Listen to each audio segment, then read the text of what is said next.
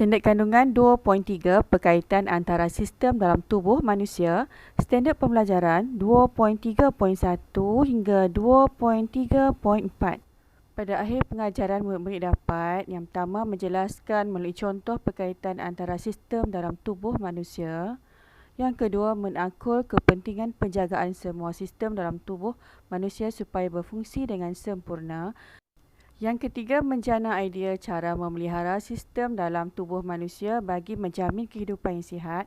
Yang keempat, menjelaskan pemerhatian tentang berkaitan antara sistem tubuh manusia melalui penulisan. Tajuk kali ini adalah berkaitan antara sistem di dalam tubuh manusia. Terdapat beberapa sistem dalam tubuh manusia yang menjalankan fungsi yang berbeza. Setiap sistem saling berkaitan antara satu sama lain untuk memastikan tubuh badan kita berfungsi dengan baik. Ingat lagi tak sistem-sistem dalam tubuh manusia yang telah kamu pelajari sebelum ni? Sistem-sistem tersebut adalah seperti sistem pernafasan, sistem pencernaan, sistem rangka dan sistem peredaran darah.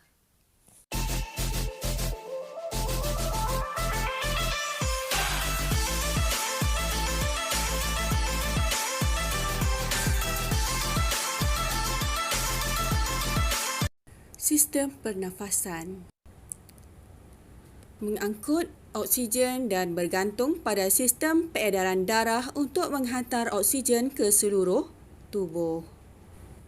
Sistem pernafasan juga bergantung pada sistem peredaran darah untuk membantu menyingkirkan karbon dioksida dari tubuh.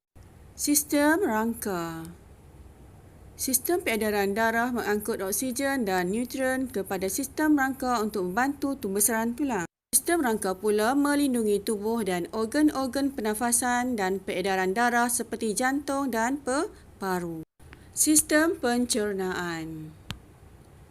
Sistem peredaran darah mengangkut oksigen kepada sistem pencernaan. Sistem pencernaan membekalkan nutrien kepada organ seperti jantung supaya dapat terus berfungsi dengan baik. Sistem peredaran darah dapat berfungsi dengan sendiri? Jawapannya tidak. Sistem di dalam tubuh manusia tidak dapat berfungsi secara sendiri. Sekiranya satu daripada sistem ini gagal berfungsi, sistem yang lain akan turut terganggu. Rajah berikut menunjukkan perkaitan antara 4 sistem di dalam tubuh manusia. M. Sistem rangka dan sistem pernafasan. N. Sistem rangka dan sistem peredaran darah. O. Sistem pernafasan dan sistem peredaran darah. P. Sistem rangka dan sistem pencernaan. Q. Sistem pernafasan dan sistem pencernaan. Dan R. Sistem peredaran darah dan sistem pencernaan. Mari kita lihat contoh kesan dan akibat bagi setiap perkaitan antara sistem di dalam tubuh manusia. M. Sistem rangka dan sistem pernafasan. Apabila tulang rusuk patah, sistem pernafasan terganggu kerana peparu tidak boleh mengembang dan mengucup dengan baik. N. Sistem rangka dan sistem peredaran darah. Apabila tulang kaki patah, kaki akan bengkak dan pengaliran darah terganggu. O. Sistem pernafasan dan sistem peredaran darah. Apabila jantung lemah, pengaliran darah ke peparu akan terganggu dan menyebabkan pertukaran gas pernafasan di peparu tidak sempurna. P. Sistem rangka dan sistem pencernaan.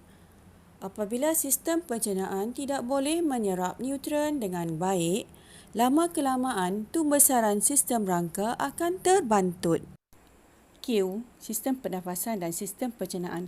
Jika tercekik makanan akan menyebabkan sistem pencernaan terganggu di bahagian esofagus. Makanan yang terperangkap di esofagus menghalang udara masuki trakea menyebabkan sukar bernafas. R. Sistem peredaran darah dan sistem pencernaan. Apabila saluran darah di perut dan usus rosak, penyerapan makanan daripada sistem pencernaan akan terganggu.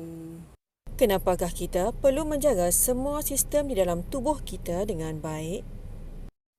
Ini adalah kerana Jika berlaku kerosakan pada suatu sistem di dalam tubuh kita, sistem yang lain di dalam tubuh juga akan menerima kesannya. Sistem di dalam tubuh manusia perlu dijaga supaya dapat berfungsi dengan baik. Bagaimanakah cara untuk memelihara sistem dalam tubuh manusia bagi menjamin kehidupan yang sihat? Cara memelihara sistem rangka: mengambil makanan yang kaya dengan kalsium, melakukan aktiviti fizikal mengikut kadar yang perlu, memakai alat pelindung dan tali pinggang kaledar. Sistem pernafasan: menghindari rokok, tinggal di persekitaran yang bersih, kerap basuh tangan. Cara memelihara sistem peredaran darah: kurangkan makan makanan yang mengandungi lemak dan kandungan gula yang tinggi, bersenam dengan cara yang betul. Cara memelihara sistem pencernaan: makan makanan yang kaya dengan serat, minum air secukupnya. Kesimpulan, yang pertama, diharap murid-murid dapat menjelaskan melalui contoh berkaitan antara sistem dalam tubuh manusia.